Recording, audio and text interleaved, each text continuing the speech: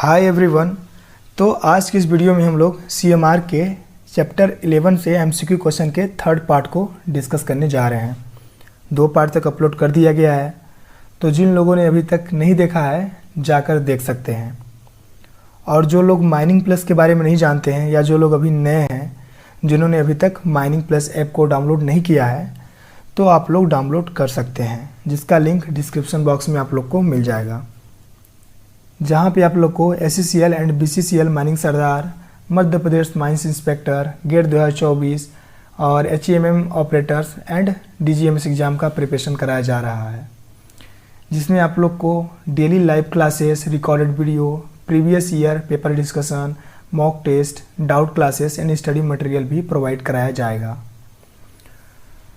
तो जो लोग भी इंटरेस्टेड हैं माइनिंग प्लस के साथ जुड़ सकते हैं।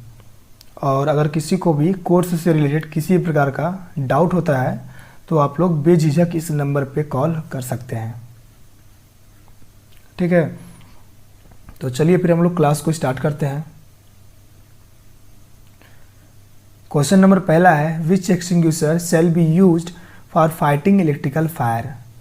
तो कौन से एक्सटिंग्विशर का यूज़ किया जाएगा इलेक्ट्रिकल फायर को बुझाने के लिए।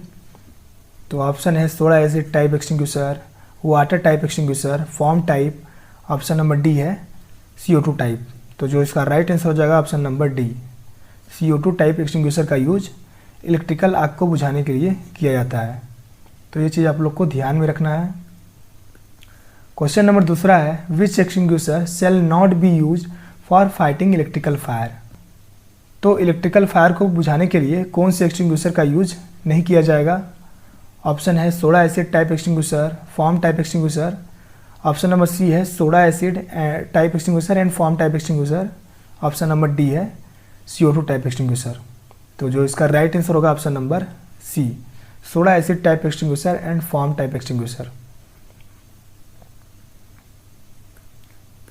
क्वेश्चन नंबर तीसरा है, which fire extinguisher can be use in class A, B and C type fire. तो class A, B and C type fire के लिए कौन सा एक्सटिंग्विशर यूज करते हैं। तो जो इसका राइट आंसर होगा option number A, dry powder. अगर हम लोग क्लासिफिकेशन ऑफ फायर की बात करें तो क्लास A में आपका आता है कंबस्टेबल मटेरियल, जिसमें आपका आता है कोल, वुड और कन्वेयर बेल्ट, ठीक है। क्लास B में आ जाता है इनफ्लेमेबल लिक्विड, इनफ्लेमेबल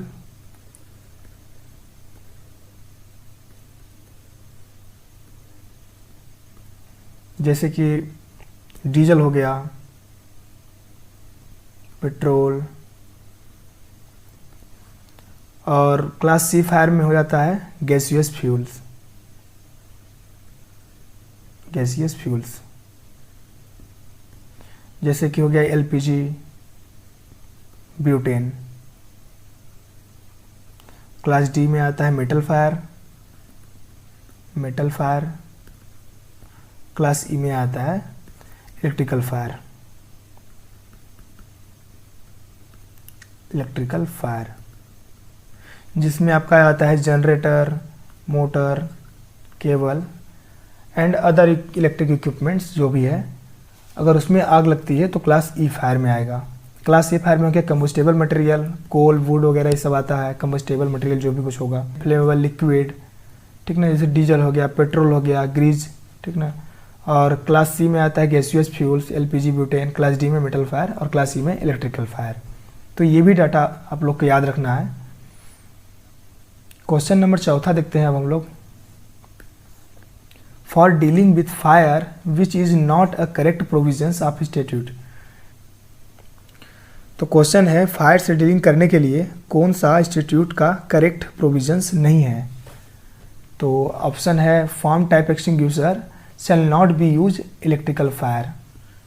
तो जो फॉर्म टाइप एक्सटिंग्विशर होता है वो इलेक्ट्रिकल फायर में यूज नहीं करते हैं, ये सही है। अ competent person shall once in 1 month shall examine every fire extinguisher।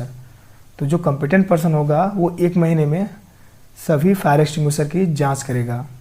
ये भी सही है। ऑप्शन नंबर सी है, soda acid type extinguisher shall be use for oil fire. नहीं करते हैं हम लोग सोडा एसिड का यूज ऑयल फायर में। और ऑप्शन डी है, water shall not be use for fighting electrical fire. तो जो इसका राइट आंसर होगा ऑप्शन नंबर सी। हमको क्या ढूंढना था, नॉट करेक्ट, कौन सा सही नहीं है। तो सोडा एसिड टाइप एक्सटिंग्विशर का यूज हम लोग ऑयल फायर में नहीं करते हैं। तो ये चीज़ आप लोग को ध्यान में रखना है।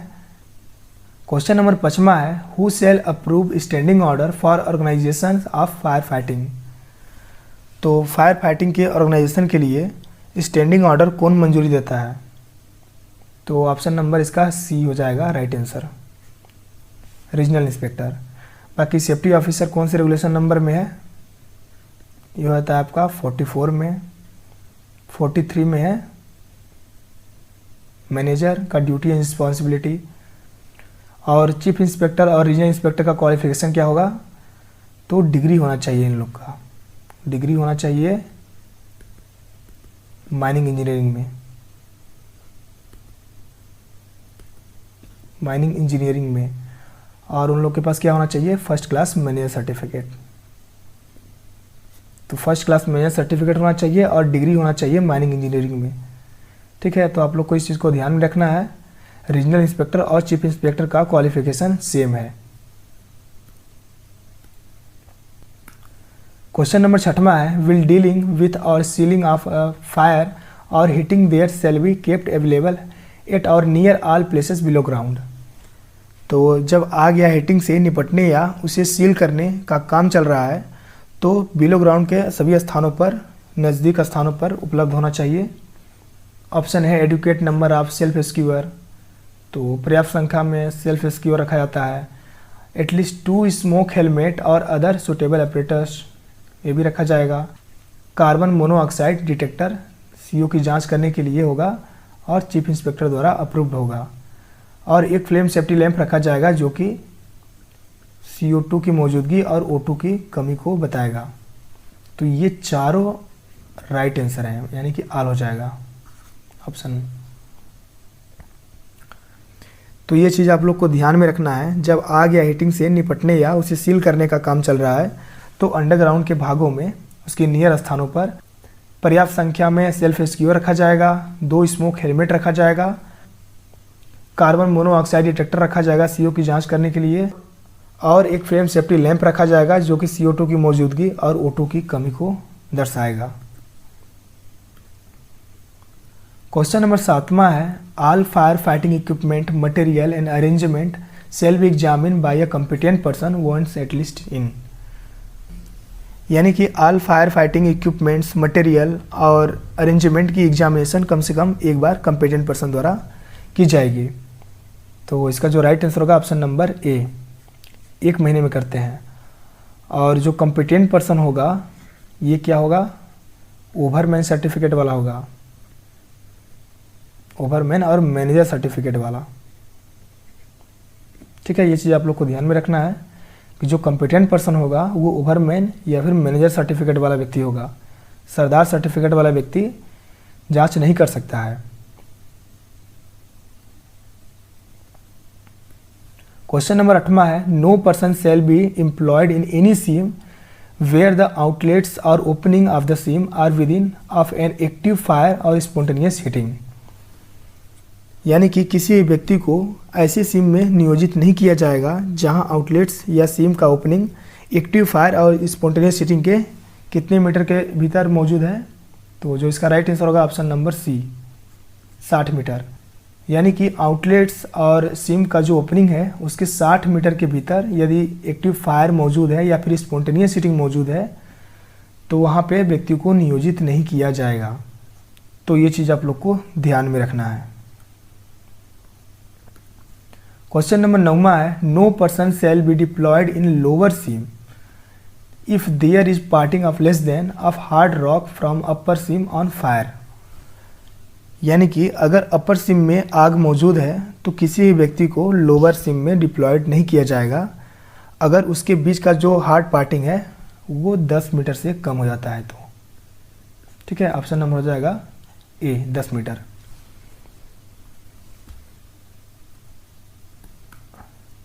क्वेश्चन नंबर 10वां है, in every coal seam the atmospheric condition behind the stopping built to seal off area of old working goaf fire spontaneous heating shall be ascertain once at least इन।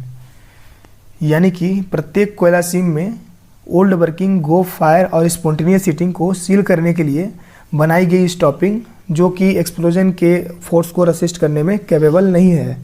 तो ऐसे स्टॉपिंग के अंदर के एटमॉस्फेरिक कंडीशन को जानने के लिए कम से कम एक बार जांच किया जाता है। तो इसका जो राइट आंसर होगा ऑप्शन नंबर सी, 30 दिन में जांच करते हैं। ठीक ना। तो जो हम लोग स्टॉपिंग बनाया है, स्टॉपिंग के अंदर के जो एटमॉस्फेरिक कंडीशन है उसको हम लोग जानने के लिए 30 दिन में जांच करते हैं। ये चीज़ आप लोग को ध्यान में रखना है।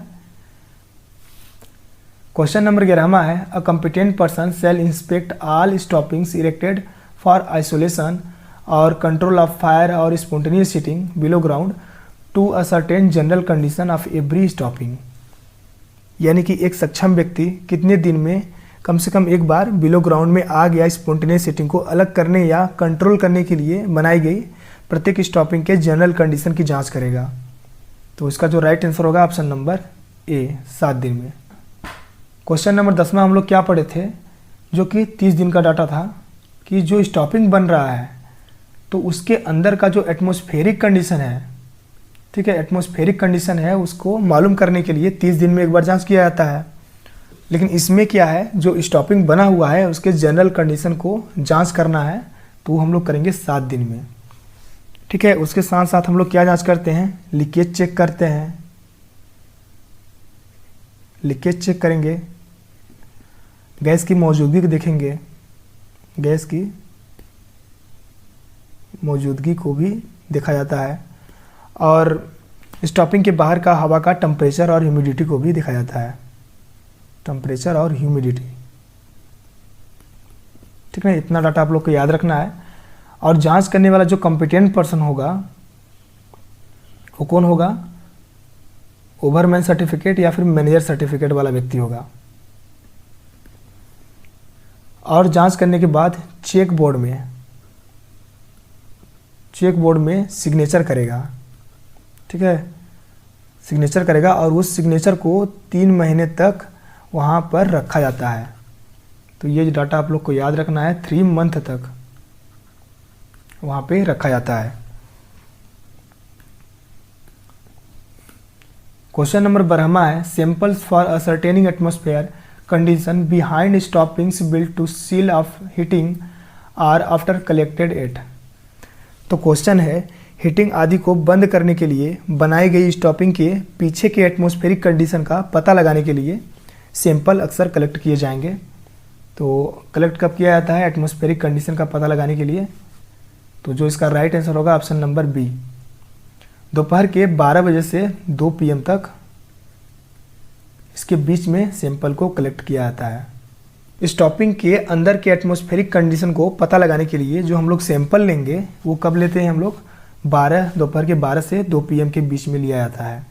तो ये डाटा आप लोग को याद रखना है। क्वेश्चन नंबर 13 है, sample for ascertaining atmospheric condition behind stoppings built to seal off heating are after collected during. तो सेम क्वेश्चन है जो 12वां नंबर क्वेश्चन था। हम लोग कब लेते हैं सैंपल, तो दोपहर के 12 से 2 PM के बीच में लेते हैं। ठीक ना। तो उस समय जो बैरोमेट्रिक प्रेशर होगा वो क्या रहेगा, लो रहेगा कि हाई रहेगा कि न्यूट्रल रहेगा। तो इसका जो राइट आंसर होगा आप लोग कमेंट बॉक्स में कमेंट करके दीजिए। ठीक ना, कमेंट बॉक्स में आप लोग कमेंट करके बताइए क्या होगा इसका राइट आंसर। क्वेश्चन नंबर 14 है, the permissible limit of respirable dust concentration is. तो जो रिस्पिरेबल डस्ट होगा उसका परमिसेबल लिमिट क्या होगा, ऑप्शन नंबर ए हो जाएगा 2 मिलीग्राम पर क्यूबिक मीटर। ठीक है। क्वेश्चन नंबर 15 है, free silica content in stone dust use in a mine shall not exceed. तो जो स्टोन डस्ट है उसमें फ्री सिलिका कंटेंट कितना से अधिक नहीं होना चाहिए। तो जो इसका राइट आंसर होगा ऑप्शन नंबर सी, 5% से अधिक नहीं होना चाहिए। तो ये डाटा आप लोग को याद रखना है। तो यहाँ से हम लोग क्लास को समाप्त करते हैं और अब हम लोग मिलेंगे नेक्स्ट क्लास में। बाकी अगर आप लोग को कोर्स से रिलेटेड कोई भी डाउट होता है तो आप लोग इस नंबर पर बेझिझक कॉल कर सकते हैं।